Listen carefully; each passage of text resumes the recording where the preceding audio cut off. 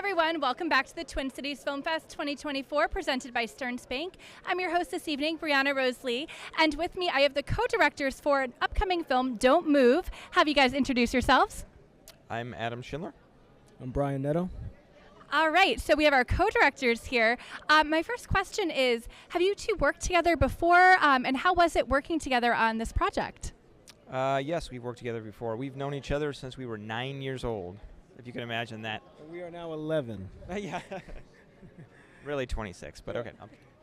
Yeah, so we've known each other for most of our life, and yeah, this is basically our fourth project working together. But like I said, we've been making small movies and short films for our entire life together. Officially the fourth, but I mean we cut our teeth in Woodbury, running around the backyard. Third time we brought a project back to Twin City Film Festival, and hope to bring everything that we make back here, because Jayden's been supportive and we love the festival and how it's grown in the years, so it's been pretty remarkable to see what it's turned into since the first time we brought a film here. Well, we love seeing our filmmakers come back too, because as the festival grows, you guys are growing too as artists and everything. My question about this film, what attracted you to this piece, and why was it a story you wanted to tell? Yeah, we had the concept probably about 6 or 7 years ago, but at that time it was just the premise of paralysis and being unable to fend off a predator. And that's great as a premise, but ultimately, like, why do you care? So it took us a while to figure out who the main character was going to be, what she was dealing with, and what that arc was going to look like over the course of the film. And once that locked into place, it kind of clicked in. And we worked with two very talented writers, TJ Simfeld, David White, who will be here tonight from Chicago. They're driving in. And they are brilliant with character within a genre setting. And so once they got their hands on this, it just really came together very quickly. It just felt like it just naturally just worked and clicked. So have you collaborated with these writers before? How did you get in touch with them? Because it kind of seems like two different groups. So you have your writer team, co-team, your director co-team. I love the collaboration that's going on here. Yeah, TJ and Dave we've known for quite a while. They actually wrote our second feature was a movie called Intruders. That was the first time we actually worked with them.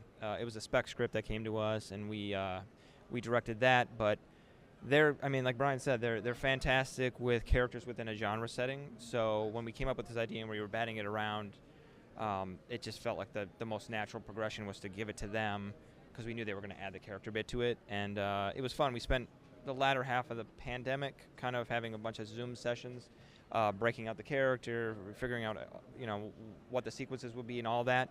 And then they went out and wrote the script, turned it around within like 3 or 4 months. It was a really quick turnaround. Yeah. That's incredible. So I love hearing that you were working with the same writing team too. So the concept of paralysis, can you talk a little bit more about that? Because in the movie, obviously, the character is paralyzed and very much so under attack.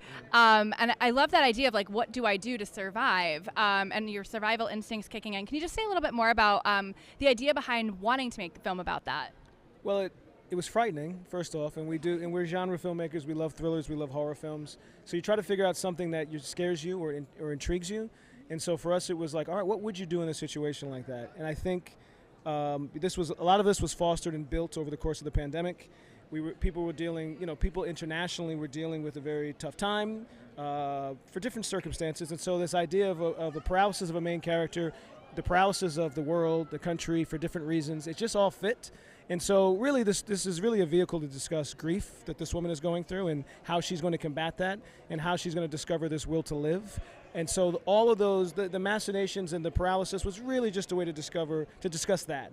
And so a lot of times with genre films, you're able to take something that feels like a fun, thrilling premise, but you're able to sneak in something underneath it, the way Get Out talked about, the social aspects of that particular thriller. For this, it was really about someone who's been beaten down and kind of taken a punch, and they're down right now. How do they get off the mat? How do they survive? How do they thrive again and find that will to survive? That was what was intriguing about it. That was what, for more than anything, that's what the movie's about to us. I love that, like kind of finding something that scares you, and you're like, okay, how do I kind of internalize this, make this into a character, make this a movie? Well, also, I've had sleep paralysis before. When my son was born, it usually kicks in when you are lack of sleep. So if anyone that's ever suffered from that, it is a frightening experience. Just imagine being. Nonetheless, we just mined him. I just kept asking him questions. He's like, Brian, what scares you? Yeah, and then I just took notes and notes and notes, and we just turned that into the movie. Yeah, so that's a frightening thing, and it's basically being trapped inside your own body for a few minutes because your body hasn't officially woken up. Parts of you have, but your body has not. So having gone through that, it was easy to use that and just figure out this is something that audiences will also kind of make their palms sweaty as well. For sure.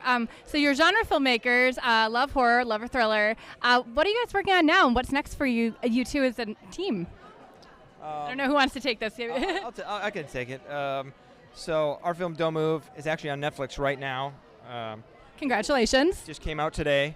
We have a special screening here tonight and starting in a couple hours, so we're stoked about that. But what we have next is, I don't know, we have a couple of things. We're writing something. We have something that we're meeting with Netflix on next week that hopefully will go forward. All within the genre, they're all genre exercises for us. That's where we've always wanted to be. So we should say that Sam Raimi produced this, who is a personal idol of ours. It's the second time we work with him, and he's involved in 2 of the next projects we have moving forward. So for people that are fans of his work, I think you'll enjoy this film as well.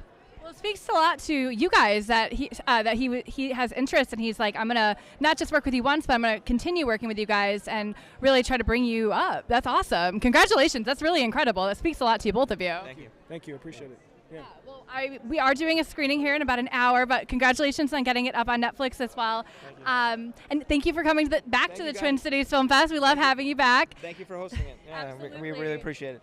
Well, we are going to get moving, and we will see everyone a little bit later.